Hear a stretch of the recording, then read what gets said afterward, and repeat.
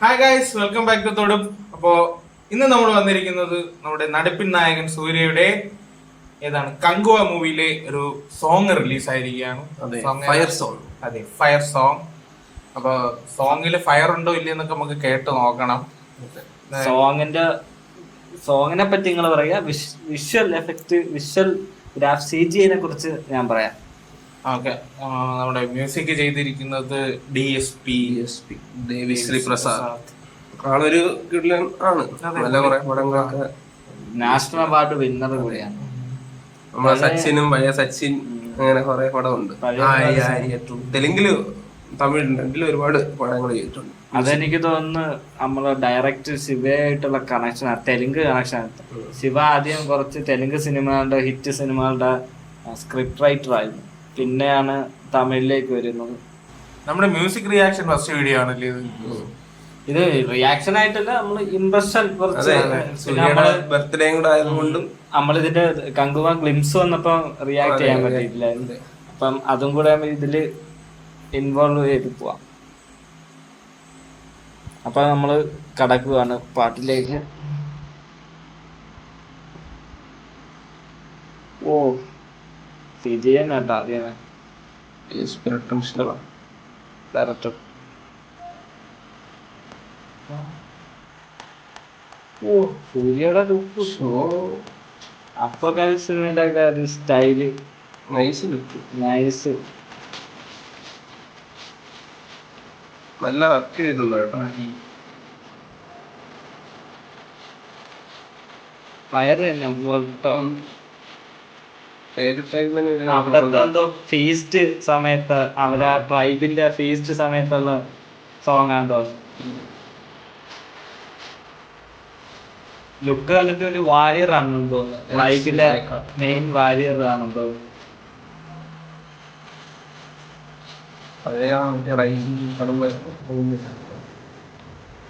ഇതിപ്പോ കാണിക്കുന്ന യുദ്ധമൊക്കെയാണ്.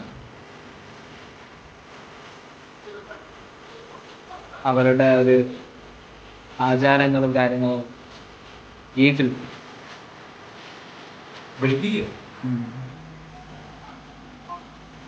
വിശ്വത്തെ രക്ഷയില്ല കേട്ടോ. ഫയർ കൊടുത്ത സിനിമ ഫുള്ള് ഒരു ഫയർ.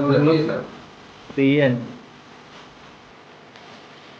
പോസിറ്റീവ് അവരുടെ മേക്കപ്പ് പറഞ്ഞ സൂപ്പർ.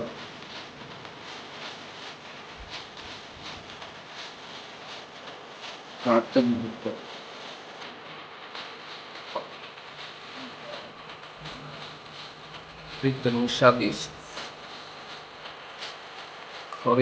തന്നെ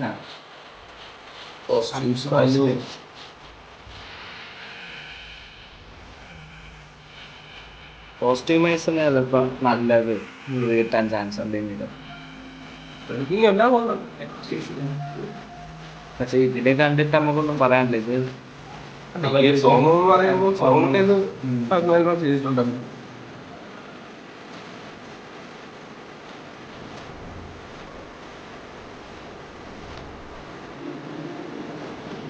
ഓ സൂര്യ ഒരു രക്ഷയല്ല. ഓ ആന ഓന്ത് വെറൈറ്റി വന്നാണല്ലോ. രക്തത്തിന് കളിയാണ്.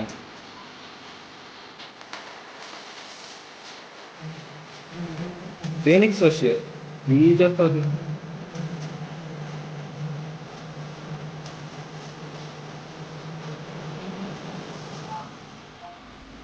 ഈ സിനിമയൊക്കെ ഉണ്ടാവില്ല. അത് പ്രൊമോന്റെ ഒക്കെയുള്ള ഫുള്ള് ഒരു യുദ്ധത്തിന് വെല്ലുവിളിക്കുന്നതാണ് കേട്ടോ. വെല്ലുവിളിക്കുമ്പോൾ ഒരുങ്ങി വരാനുള്ള വരികളൊക്കെ.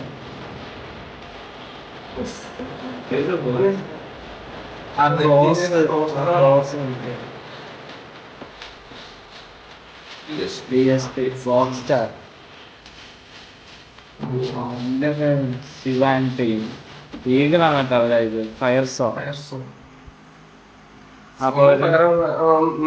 എനിക്കറിയാം, പക്ഷെ സോങ്ങിനേക്കാളും കിട്ടില്ല ആ ഗ്രാഫിക്സും ബാക്കിയുള്ള സോങ് മ്യൂസിക് എനിക്ക് ആവറേജ് ആയിട്ടാണ് തോന്നിയത്. പിന്നെ ട്രൈബിന്റെ ഒരു ഇതല്ലേ പറയുന്നത്, അപ്പം അതിനനുസരിച്ചൊരു ഇത് തയ്യാറെടുപ്പ്, അങ്ങനത്തെ ഒരു ഫേസ്റ്റ് സോങ് ആണെന്ന് തോന്നുന്നു. പിന്നെ കേട്ട് കേട്ട് നമുക്ക് ഒരു വട്ടം കേൾക്കുമ്പോ നമുക്ക് തോന്നാത്തതായിരിക്കും. പക്ഷെ ബാക്കി വിഷ്വൽ എഫക്റ്റ് ഒരു രക്ഷയില്ല. ഒരു രക്ഷയില്ല കേട്ടോ. ഇത് 350 കോടിയോളം ബഡ്ജറ്റില് ബിഗ് ബഡ്ജറ്റ് സിനിമയാണ്. അപ്പൊ ഇതിന്റെ CGI ഒക്കെ നല്ല ലെവൽ CGI ആണെന്ന് തോന്നുന്നു. മ്യൂസിക് കണ്ടിട്ട് നല്ല CGI വർക്കും കാര്യങ്ങളും ലൊക്കേഷനും art work makeup and costumes ഒരു രക്ഷയില്ല.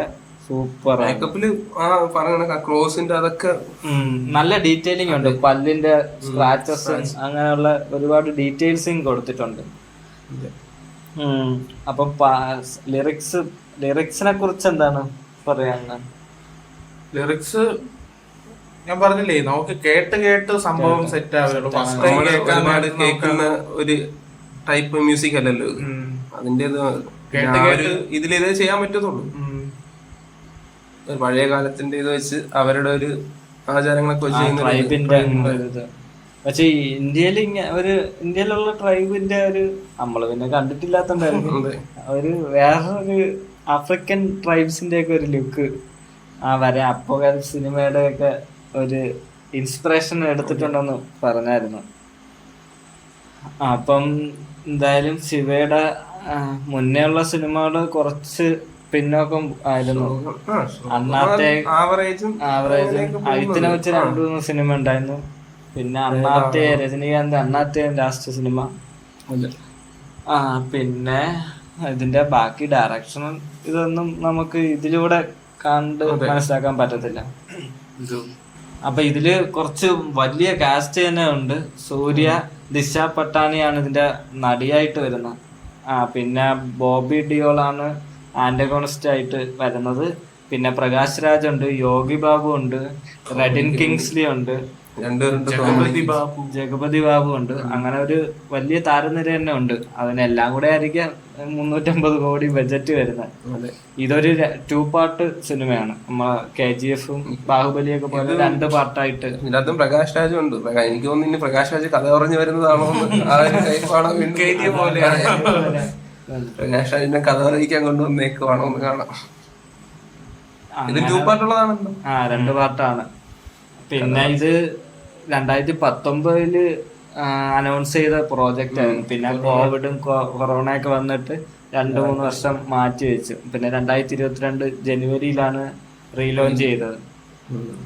അത് കഴിഞ്ഞ് 2020 ഷൂട്ട് കഴിഞ്ഞു. 2020 ജനുവരിയിൽ ഷൂട്ട് കഴിഞ്ഞു. അപ്പൊ ഒരു വലിയ ഷൂട്ടിംഗ് ഷെഡ്യൂൾ ഉണ്ടായിരുന്നു അവര്. ഒക്ടോബറിൽ റിലീസ് ആവുന്നില്ല. ഒക്ടോബർ 10-ാം തീയതിയാണ് റിലീസ് ഡേറ്റ് വെച്ചിരിക്കുന്നത്. അപ്പൊ ഈ അടുത്ത് തന്നെ ടീസറൊക്കെ ഇറങ്ങാൻ ഓഗസ്റ്റ് സെപ്റ്റംബറിലാകുമ്പോൾ ട്രെയിലറൊക്കെ ഇറങ്ങാൻ സാധ്യതയുണ്ട്. അപ്പൊ കൂടുതൽ വിവരങ്ങൾ അറിയാൻ പറ്റും. അതെ. അപ്പൊ നമുക്ക് അപ്പൊ നിങ്ങൾക്ക് എല്ലാവർക്കും ആ സോങ് ഇഷ്ടപ്പെട്ടോ? നമുക്കൊരു ആവറേജ് എക്സ്പീരിയൻസ് ആയിരുന്നു. ഇഷ്ടപ്പെടണമെന്നില്ല. അപ്പൊ എന്തായാലും നമുക്ക് അടുത്ത വീഡിയോയുമായി നമ്മൾ ഉടനെ എത്തുന്നതാണ്. അതുവരേക്കും ഓക്കെ, ബൈ.